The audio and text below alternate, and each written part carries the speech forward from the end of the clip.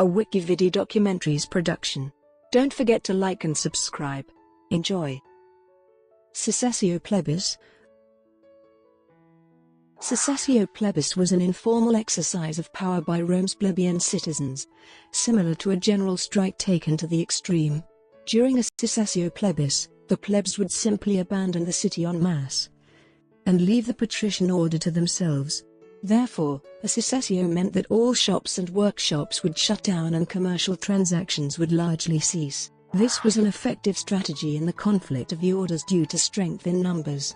Plebeian citizens made up the vast majority of Rome's populace and produced most of its food and resources, while a patrician citizen was a member of the minority upper class, the equivalent of the landed gentry of later times. Authors report different numbers for how many secessions there were.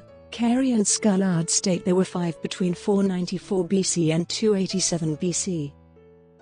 494 BC, beginning in 495 BC, and culminating in 494–493 BC, as a result of concerns about debt and the failure of the Senate to provide for plebeian welfare. The plebeians, on the advice of Lucius Sicinius Vellatus, seceded to the Mons Sacer.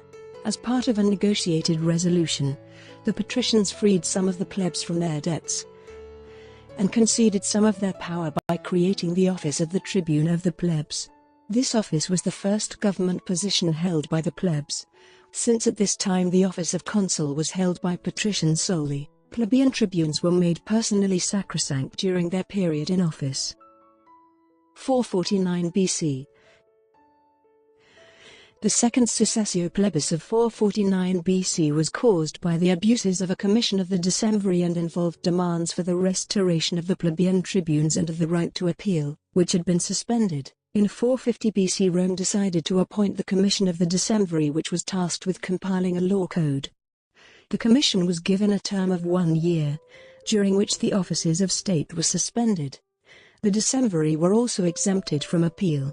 In 450 BC they issued a set of laws, but did not resign at the end of their term and became abusive. They killed a soldier who had been a plebeian tribune, and who criticized them. One of the decemviri, Appius Claudius Crassus, tried to force a woman, Virginia, to marry him. To prevent this, her father stabbed her and cursed Appius Claudius Crassus. This sparked riots which started with the crowd which witnessed the incident and spread to the army which was encamped outside the city. The people went to the Aventine Hill. The Senate tried to get the decemviri to resign, but they refused. The people decided to withdraw en masse to Mons Sacer like in the first secession. The Senate blamed this on the decemviri, and managed to force them to resign. It sent 2 senators, Lucius Valerius Potitus and Marcus Horatius Barbatus, to Mons Sacer to negotiate. The people demanded the restoration of the plebeian tribunes and the right to appeal, which had been suspended during the term of the decemviri. This was agreed and they returned to the Aventine Hill and elected their tribunes. Lucius Valerius Potitus and Marcus Horatius Barbatus became the consuls for 449 BC. They introduced new laws which strengthened the rights of the plebeians. The Lex Valeria Horatia de Plebiscitis provided that the laws passed by the plebeian council were binding of all Roman citizens despite patrician opposition to laws passed by this assembly being binding on them. However, after being passed, these laws had to receive the approval of the Senate. This meant that the Senate could veto the laws passed by the plebeians.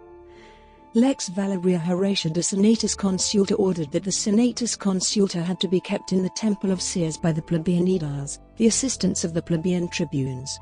This meant that the plebeian tribunes and aediles had knowledge of these decrees. This put them in the public domain. Previously, the consuls had been in the habit of suppressing or altering them. The Lex Valeria Horatia de Provocatio forbade the creation of offices of state which were not subject to appeal. Brought to you by WikiVidi Documentaries. Would you like to know more?